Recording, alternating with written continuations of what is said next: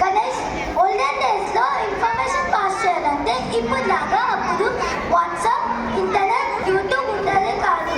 So అప్పట్లో పూజలు, యజ్ఞాలు, వ్రతాలు ఇంకా హోమాల ద్వారా ఒకరి నుంచి ఒకరికి ఇన్ఫర్మేషన్ పాస్ అయ్యేది. Friends, Ganesh Chaturthi is not only a festival, there is a science behind it. Ganesh Chaturthi ఎందుకు ఆగస్ట్ ఇంకా సెప్టెంబర్ మధ్యలో వస్తుంది? ఇంకా 21 లీవ్స్ని ఎందుకు పూజకు వాడతారు? మీకు ఇంకా ఇలాంటి తెలుసుకోవాలందా?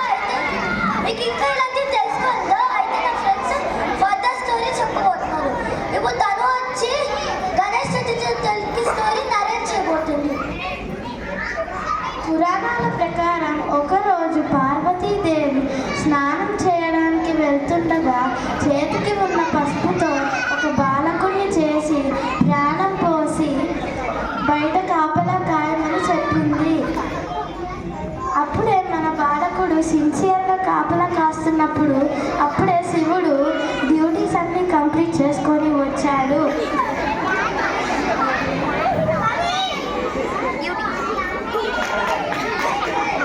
బాలకుడికి శివుడు అతని తండ్రి అని తెలియక బయట ఆపేశాడు. మీ అందరికీ తెలుసు శివుడు ముక్కంటి వాడు కాబట్టి చాలా తొందరగా కోపం వస్తుంది. ఎలా అంటే అమ్మ సీటీ మార్క్స్ చూసినప్పుడు ఎట్లా కోపడుతుంది. ఆ కోపంలో శివుడు బాలకుడి తలకాయ నరికి వేశాడు. పార్వతీదేవి వచ్చి అతడు మన బాలకుడే అని చెప్పింది. భార్యను చెప్తే ముక్కంటి శివుడైనా వినాలి కాబట్టి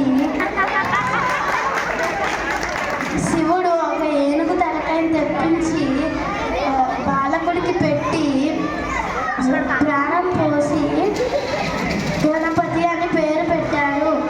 గణపతి అంటే గణాలకి అధిపతి. ఇప్పుడు మనం సైన్స్ బిహైండ్ గణేష్ చతుర్థి చెప్తుంది. Now I am going to tell the science behind Vinayaka Chavati. As per the science, Vinayaka Chavati అనగా భాద్రపద శుద్ధ చతుర్థి రోజున వస్తుంది.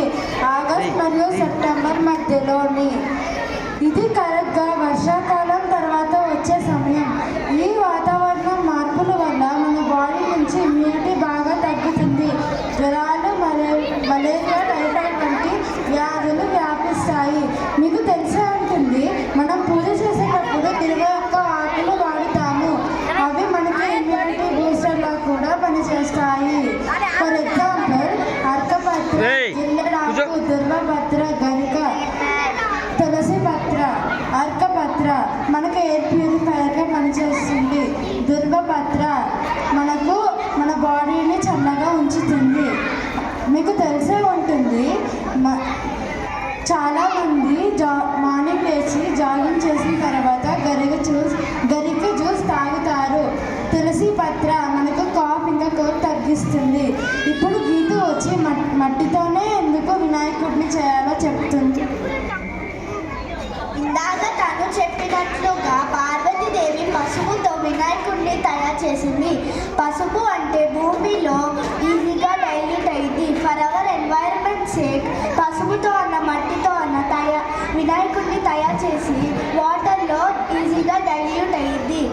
నాట్ ఓన్లీ దిస్, మనం తయారు చేసేది ప్రసాదంలో కూడా హెల్త్ ఉంది. ఇప్పుడు సౌరవి వచ్చి చెప్పబోతుంది.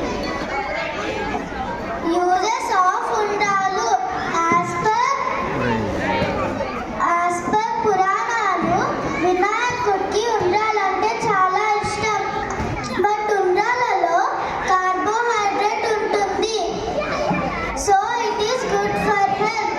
Now Laukya is going to tell about puja and దైపాలు. వినాయక చవితి రోజున పూజ మరియు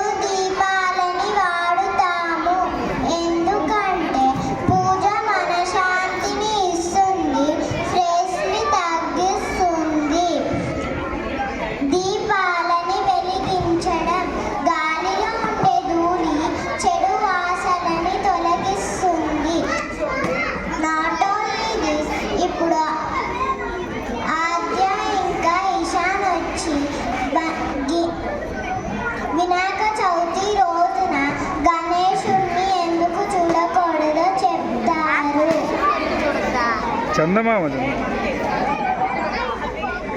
వినాయక చవితి వర్షాకాలం తర్వాత జరుపుకుంటాం. చల్లగాలి వల్ల చిన్న పిల్లలకి జలుబు దగ్గు వస్తాయని రాత్రి పూట చంద్రుణ్ణి పెద్దవాళ్ళు చంద్రుణ్ణి చూడొద్దు అంటారు. మూన్ ఎక్లిప్స్ షేప్ లో ఉంటుంది, అందుకే ఇబ్బందిగా ఉంటుంది. అందుకే అప్పుడు మూన్ని చూడకూడదు. ఇది సైంటిఫిక్ రీజన్.